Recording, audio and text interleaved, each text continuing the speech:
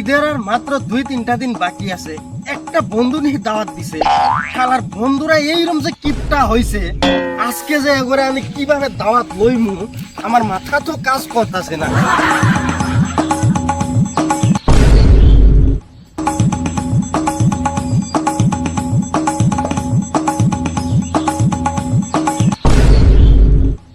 আসাদ বন্ধু, কই যাইতাছ?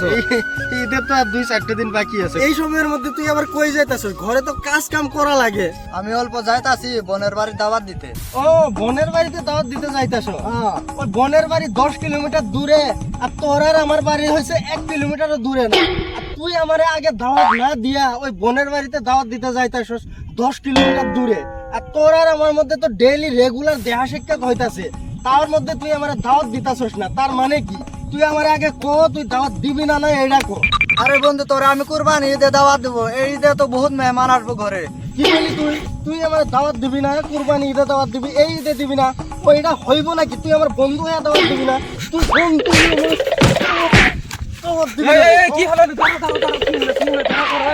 কি হইলো মানে? আমরা তো একই গাঁয়ে থাকি না? আমরা একই গাঁয়ে থাকিয়া আমরা ঈদের 2 দিন আগে দাওয়াত পাই না, আর ওই দিব দাওয়াত ওর বোনের বাড়িতে, ওই 10 কিলোমিটার থাকে। আসাদ ভাই, আসাদ আসাদ আসাদ, কিন্তু আমারে দাওয়াত দিতেছে না, তোমারে দাওয়াত দিতেছে না।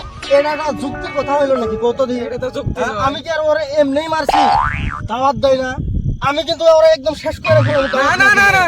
শালা এরে জি মারুন মারছে, আমিও দাওয়াত না দিলে তো আমাকেও মারবো, দাওয়াত দিতে লাগবো।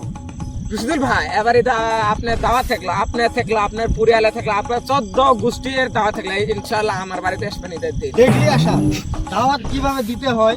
14 পরিয়াল সাথে দাওয়াত দিল, আর তুই আমারে দাওয়াত দেস না। এইভাবে তুই দাওয়াত দিবি, না হলে কিন্তু তোর মুশকিল আছে, বুঝলি? দাওয়াত আমারে দিবি মুড়োতে, ঠিক আছে? ঠিক আছে। যাবো তাহলে? হ্যাঁ, ইনশাআল্লাহ। খাওয়া দিবি তো? হ্যাঁ দিমু। মাংস বেশি বেশি করে দিবি তো? একদম বেশি বেশি একদম, আমার কিন্তু থালি ভইরা মাংস লাগবে, নাহলে কিন্তু একদম মানবো ভইরাই না। দিমু। দিবি? দিমু। ঠিক আছে? ঠিক আছে। ঠিক আছে, যা।